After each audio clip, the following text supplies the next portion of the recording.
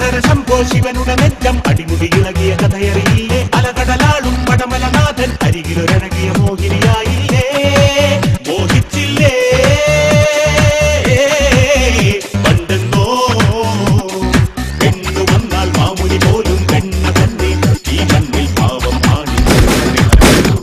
പിന്നെ ഒരു ഗ്യാപ്പ് കിട്ടിയാൽ നീ അവിടെ കയറി ട്രൈ ചെയ്യുന്നുള്ള കാര്യം മനസ്സിലാക്കാൻ ഞാൻ ഇത്തിരി വൈകിപ്പോടാ.